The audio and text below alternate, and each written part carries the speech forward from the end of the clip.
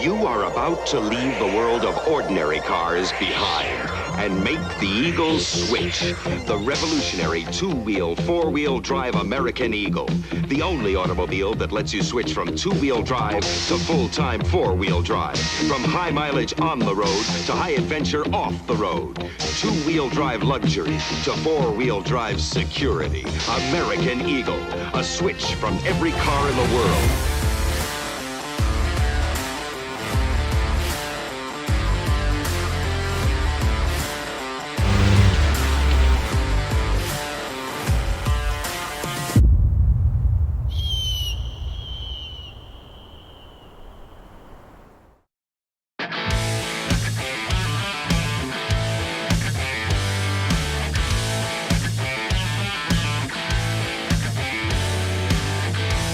I'm Ken Krueger. I'm Chad Krueger, and we're partners in Krueger Kustoms.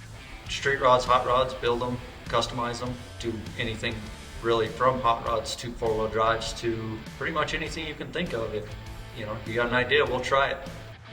So we're hanging out at the shop one day. Kelly comes down. He's like, got this great idea. I wanted to do some kind of a sedan or something, maybe an AMC, Eagle. I don't know, maybe a Pinto. I don't know what it was. It was gonna be something, We're like, man, we don't have time for that shit. We're busy as hell already. And he kept pursuing the issue, and then I found this Eagle on this AMC Eagle that looked super clean on eBay. we're like, well, what the hell? Let's give it a shot. Yeah, Kelly searched for, I want to say months. It's in Manhattan and not really, spending a lot of time in New York. I was like, no big deal. And then it came down to the wire on trying to get a car to build the thing, so that was kind of sketchy too. But from the outside, man, it looked super clean. But you start kind of getting underneath it, and there was a lot more rust than what was in the photos. And had a nice paint job and everything, but the underside of the car wasn't that great. And I remember we ended up with it at Bantam, and that was the first time I showed it to Dennis from Terraflex. The first time I saw this Eagle and I heard that there was going to be this opportunity to throw a set of 40-inch tires under it and roll it into SEMA like any rational human being. I was like, look, here's my idea. You guys got to get involved. You got to do this. And he's looking at me like. I was ecstatic at the opportunity to participate in such an adventure. No, I wasn't. I crawled under this thing and went, are you serious? You ever looked under a bone stock Eagle? It's not a pretty sight under there. There's just no opportunity for a lift system of any kind. Yeah, it was quite I didn't see it pull in. I know Kenny did, I think. Oh, man. Like, he was right. It had a paint job, but the rest of the car was to be desired. It had a lot of rust. Kelly brought it down. I got here later, and I walk outside, and the one front wheel's leaning way in, and Kenny's like, holy crap, what the hell is this going on? And we're just like, holy crap, could you found a worse donor?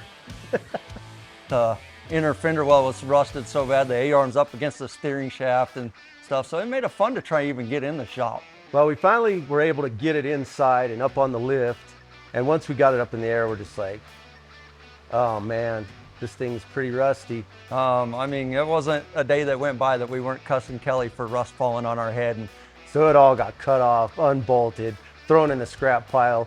We probably cut out 80% of the rust, but there's still a little bit there. 5-gallon buckets of rusted metal that just got tossed out the track. Yeah, we took a lot of weight off that car.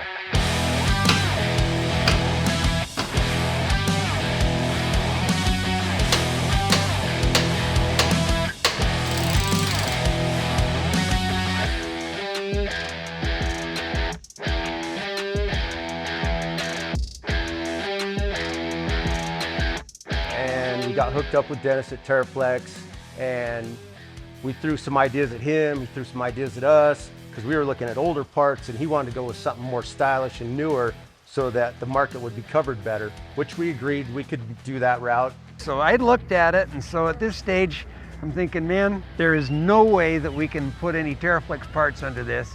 What if we found like a two-door JK?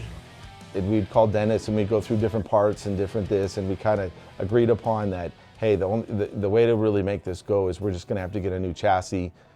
Just something that's beat up, whatever. You can just pull the top off the thing and slap the body on it. Grant found us a JK Kelly was out of town, so he took the step and was like, I found you guys one and it's not tweaked or anything. So we found, it was actually a Mango Tango JK. I can't remember from what year, but this thing had an engine fire. It was bad. The whole front of the Jeep was just toast. The motor shit was melted on it, dripping down on the front diff. We end up, you know, going through the auction, and the price is climbing a little bit more than we wanted to spend, but it was like, all right, like, it's now or never. If we're gonna complete this build, we absolutely need the chassis, so let's just get it done. Like, yeah, dang, this thing was in one hell of a fire, and everything's all melted on the engine, and it's all dripped down onto the chassis and everything. And we were just like, this is gonna suck. We figured with that being a unibody, we were safer going and using the Jeep frame and setting that body on the Jeep frame. We did some measurements and everything, found out the JK chassis was 9 inches longer than the AMC Eagle, so we had to shorten the frame and make that all work. And then so we had to seam the chassis actually right where the factory did it. We cut everything apart, we spread it apart, my brother cut it down, we squished it back together, he welded everything back up. I mean, you couldn't even tell. And we put flat plates in there and everything and redid some of the body panels, which made it a little nicer, definitely. But then, you know, once we pulled the motor out of it, the tranny out of it, the fuel cell out of it, and got it all stripped down and ready to start putting the TerraFlex stuff on, it wasn't so bad. TerraFlex was one of the big sponsors. They stepped up huge. Dennis was a big part of it. But once we got everything to the point where it kind of was lining up, and then we put the 40s on there, we were like, man, these are some big tires on this thing, and the thing sat so high in the air. And Turo stepped up. You know, we had the 37s originally, and then Kelly wound up getting the 40s because he sold the first set to his brother, or gave them to him for his Gladiator, I think it was. It gave it a sweet ass look for sure, but it was just a little too much tire for the rig, but we rolled with it, and it definitely made it look like a mean machine.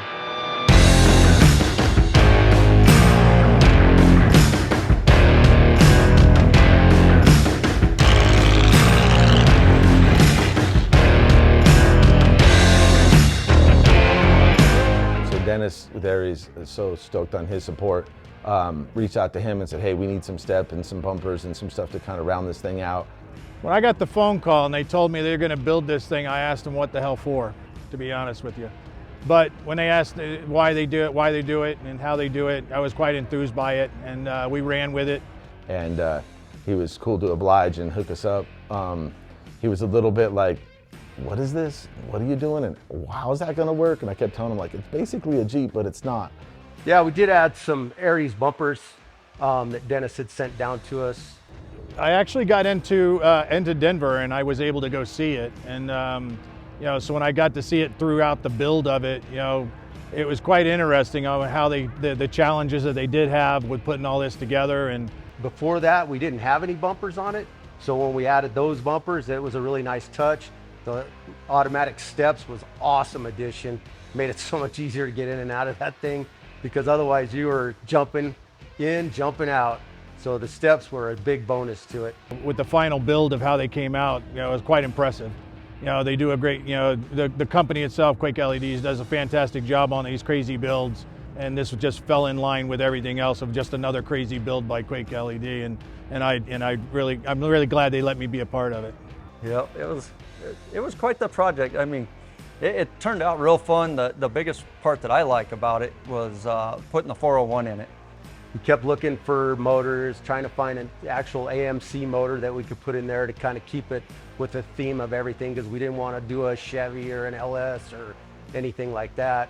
You know, going from the 6-cylinder to the 401 and upgrading stuff. We put the electric steps on it and just, you know, keep it growing. That car turned out pretty cool, and the props we get on it is amazing.